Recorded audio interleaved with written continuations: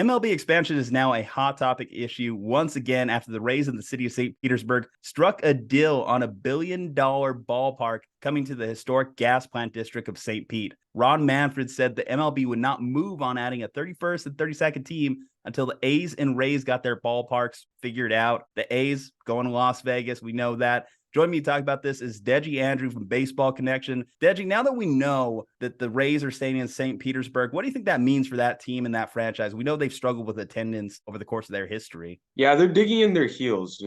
There was some talk about them moving to Tampa, but they really couldn't get that done. So they just decided to stay in St. Pete. They're just going to build a bigger, better ballpark in St. Pete. The issue with St. Pete has always been that it's kind of hard to get to compared to Tampa, where everyone already is. But they'll find a way to make it work. With the Rays, it's never really been fancy. They just try to do it with their play on the field. They make the playoffs every year, and fans start to come out around October. But it's always been tough to draw people, and definitely having the Tropicana field, the old style stadium, never really helped. So hopefully with this newer age style of ballpark, they can maybe attract some more fans to regular season games. So some things to know is the Rays are paying a little bit more than half of this and the public is funding the rest of it. Some of the things that are being said about the ballpark is that they will fix some of the traffic issues that were talked about a lot with Tropicana. As you mentioned, Tropicana, hard ballpark to get to, and that deterred a lot of fan attendance. But one thing to know is that the Rays attendance actually is up.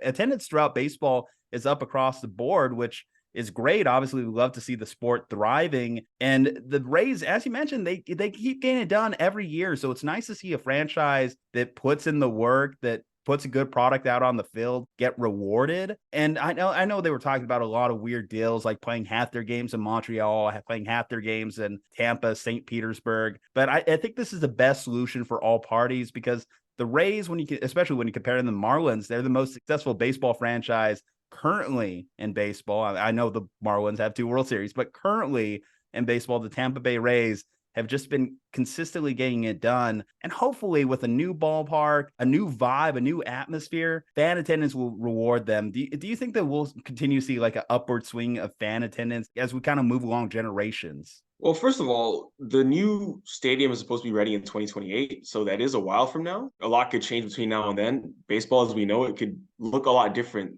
especially if we continue with the trajectory you've seen these past couple of years with the rule changes. We'll definitely have automatic strike zone by then, most definitely. But yeah, I do think these rule changes, although it is kind of weird at first when we get them, I do think that is going to continue to improve attendance numbers. Viewership definitely is up on TV. And I think at the game, people are not just coming to the games more.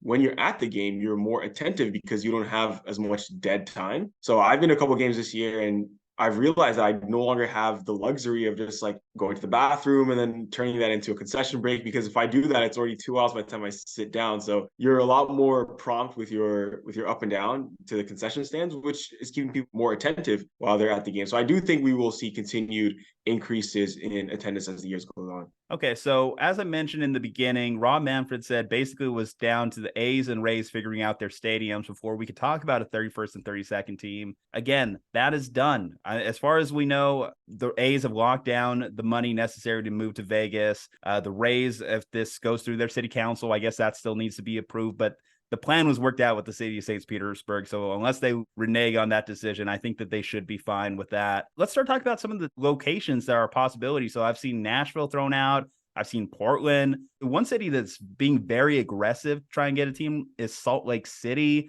Out of these, like, what kind of excites you the most? I think Nashville would excite me the most because if you look at it, yes, Salt Lake City would be cool. I do think because it's something new. It's bringing baseball to a new part of the country. But I say Nashville because if you get to that part of the country, I do think Tennessee and like the Carolinas around there, they need their own team because you have the Braves just south of you, but there's a huge gap between Atlanta and all the way up to Cincinnati. So a lot of people in that part of the country, you have great airports, you have great history. They have this hunger for baseball. Yes, they have the Tennessee Smokies minor league, I believe. They're with the Cubs. You have the Asheville Tourists, which for many years have been with the Rockies. You have good minor league baseball there, but having a good major league presence around the Tennessee, the Carolina area, I think would be really good. So people don't have to choose like, oh, I have to root for the Atlanta Braves or I have to root for the Rays or some East Coast team, they can choose something more local to them. So I do think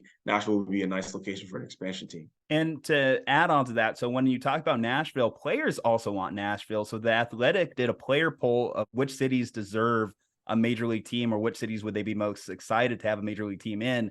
And Nashville took 69% of that poll. They polled 100 players on where they would like to see a new franchise pop up. Going back to Salt Lake City, just to not dismiss them. So they are a larger market than I gave them credit for. They're actually bigger than medium markets like Milwaukee, Pittsburgh, Kansas City, in which we obviously have Major League Baseball teams, similarities to Baltimore, Pittsburgh, and St. Louis in terms of the size of their market. And they do have a lot of people ready to throw money at it. So the former Jazz owner has been one of the more vocal people trying to get a team in Salt Lake. And one of the big talking points they're throwing out there is we have a plot of land ready. We are not near like other baseball teams, so they feel as though they could dominate that market.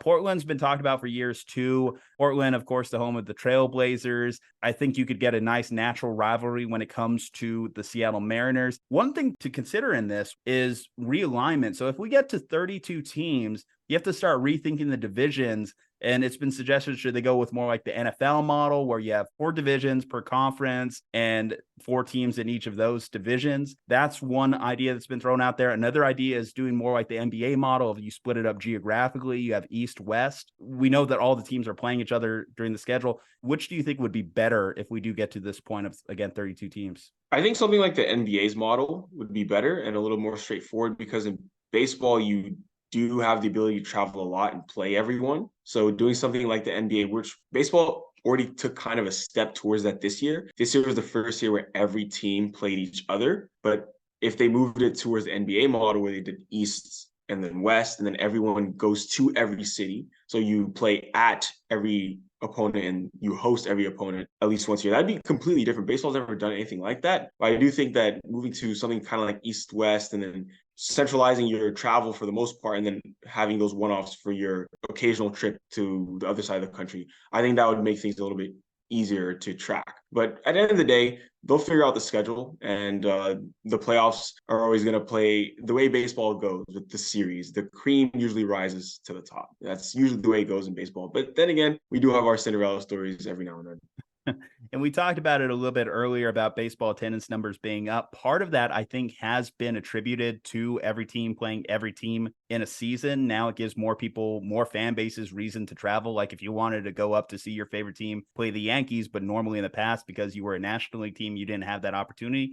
Well, now you have that opportunity. So I think that that was a positive change of the game. And we know that we've seen a lot of changes to the game in the last couple of years. Rob Manfred, one thing that he says why it seems like almost an inevitability that we're going to get that 31st and 32nd team, the owners get an extra cut. They get an extra $1 billion payout if we do have an expansion to the MLB. With Rob Manfred, I know he's been a commissioner that's taken a lot of criticism. You know, you can mention the Astros thing. You can mention the sticky stuff. How quick were they to react to that? There was the lockout situation last year, so we ended up missing a couple weeks of baseball. There was the COVID year. Maybe he mismanaged that. A lot of debate on that one still to this day. But here as we are with like the numbers being what the numbers are, showing obvious attendance growth. Is Rob Manfred a good or bad commissioner? Do we have that verdict yet? I don't think we have the full verdict yet. I think we need to wait and see how a lot of these new rules settle in, how it changes. For example, sorry to jump off topic, but you mentioned the COVID year, for example. There are some people who potentially missed out or came close to missing out on some all-time records. So, for example, Albert Pujols, he just retired last year, around 700 home runs or just north of that. Had they played more games during the COVID year, perhaps he could have made a run at maybe not the all-time record, but Babe Ruth's numbers, or some of those other guys on the list. So there is that criticism of, could he have squeezed some more games with the COVID year? So that's something against him. Of course, the sticky stuff. There's always been like the juice ball debate. There's some years where people are wondering, is there a juice ball this year? Is there not? 2019 was one of those years. Everyone's like, is the ball juice this year? Or those like international games in London where the Red Sox and Yankees would hit like tons of home runs, or the Padres and Giants. If you want to go deep, dark conspiracy theorists, we have the juice balls whenever the pitchers are up for arbitration. We don't whenever the batters are up for arbitration, the top hitters. Interesting. I haven't heard that one, but I'll look into it. Yeah, it's interesting. So I think the verdict, it's not settled yet as far as Rob Manfred. One thing that has helped them a lot is 2023. 2023 has been a resounding success. As you mentioned, the numbers are up for everyone. Pace of play has been phenomenal. I think most people who were against it initially have come around to enjoy the crisp that you can make it easier to steal bases. People stealing 50, 60 bags now. Sure, yeah, it may not be an apples to apples comparison if you compare stolen bases numbers today versus 10 years ago, but it makes for a much more entertaining product, which is what we all like. We all like to see. So I do think 2023 has been great for him. 2020, not so much. We'll see in a couple years how everything ends up. Now, I would say the job that I would probably want the least would be commissioner. I could remember Goodell. People have turned on Goodell in a positive direction. And Goodell first started and he couldn't figure out anything right. Everyone hated him. Adam Silver, depending on who you talk to, everyone hates him. I haven't heard anyone ever say anything good about Gary Bettman when it comes to the NHL. I think Rob Manfred, the fact that he's been willing to change in such a rigid sport, because let's face it, baseball is a rigid sport. Like, people are settled into their beliefs about how things should be, how the game should be. And if you deviate from that at all, you're going to be bombarded with hate. There are a couple other possible expansion locations I just want to touch on before we're done with this. Let's talk about the international ones. People have thrown out Mexico City, Montreal. Do we think that those are likely possibilities? I mean, Montreal, obviously, we had a team there before, but because they couldn't figure out a stadium, that's how that one kind of ended. Right. I think Montreal or even Vancouver would be far more likely than Mexico City. Just logistically, I do think that Major League Baseball, of course, is already in Canada, so they would have some of that set up. But Montreal is a great location. I mean, baseball was great there. I mean, I don't know what they've done with the old stadium, actually, to be honest, but Montreal's hosted Olympics, it's hosted baseball before. So that's a city that loves baseball. That's a city that loves baseball. It also has an international flavor, not just obviously Canada, but the French influence as well. So I do think Montreal would be a good one, with Vancouver potentially being the next before even Mexico City. Yeah, and the problem with Mexico City, even though the Giants and Padres had a successful series down there, is there's just a lot of extra factors. And as much as I hate to say it, like the fact there's big swaths of red zones of do not travel, that would probably be one of the biggest things that would hinder a Major League Baseball team going there. And luckily for Major League Baseball, when you talk about cities like Montreal or Vancouver, they already have that figured out because they have Toronto. So they already have like a test group to know that it's been successful. It's been successful there before, and they don't have to figure out more logistics.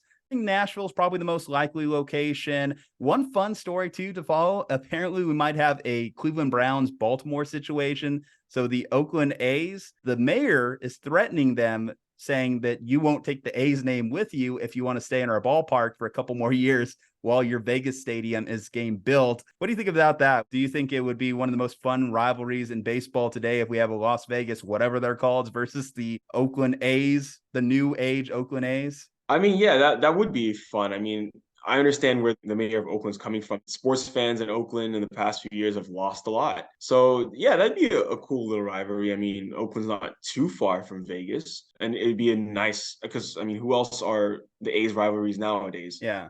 Rivals nowadays. I mean, they have the interleague soft rivalry with the Giants, but within their division, they're not really contending nowadays. So it's not like it was a few years ago. Do you have a problem with how that whole situation panned out? Because I have a controversial opinion with it, and I want to hear your thoughts. Kind of like a St. Pete and Rays. Well, similarly, the stadium was always a problem. Visiting players had an issue with it. Obviously, we know that the Coliseum is not truly a baseball stadium. So that also was something that fans didn't like and wanted a new one. So, and not only did they get a new stadium, they're just going to a different city. I always thought that Vegas was due for a major sports team. I didn't necessarily, for some reason, I thought it would be an NBA city first, but I guess it's going to be, well, it was NFL, and then now it's going to be MLB. But yeah, I do think a hockey city first, right? Yeah, of course. The Golden Knights aren't going anywhere. But yeah, I did think Vegas was going to get a MLB team pretty soon. But taking them from Oakland, yeah, it's a blow to Oakland, losing the Warriors and then the Raiders and now the Athletics. Yeah, I mean, the problem with Oakland is they never really invested in their sports teams. So to see them leave shouldn't come as a big shock. And I'm okay with the A's making this move because, again, we talk about Rob Manfred and his decisions being good for business. This is a decision that I think, yeah, it's good for business. But I think, as you mentioned, Las Vegas, they were just overdue. At this point, they're one of the biggest media markets in the country. They should have an NFL team. They should have an NBA team. They should have an NHL team. And of course, they should have an MLB team, because when you think about like entertainment capitals in the US, Las Vegas is one of them. Like, Las Vegas has everything to do, except until the A's get there, go to a baseball game. Until name an NBA team goes there, go to a basketball game. Once they have those, they'll have it all set. And Las Vegas was a deserving location.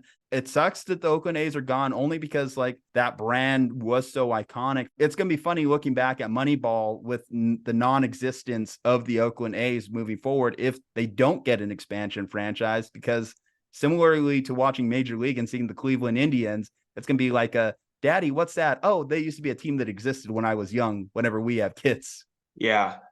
I think we're going to see a few of those in our lifetime, not just Oakland. I have a feeling we'll see a few of those. Some franchises will move. I just think that's I think it's jarring, because for the longest time, because there hadn't been such an expansion or relocation in our lifetimes really that we got to see. So it came as a shock. We were in diapers whenever we were talking about like the Colorado Rockies and Arizona Diamondbacks coming in. So to see it in real time now, it's striking, but I think it's good for the game. Anything that's good for baseball, I can abide by. Rank the possible expansion cities for me: Salt Lake, Nashville, Portland. Nashville #1, Salt Lake 2, Portland 3.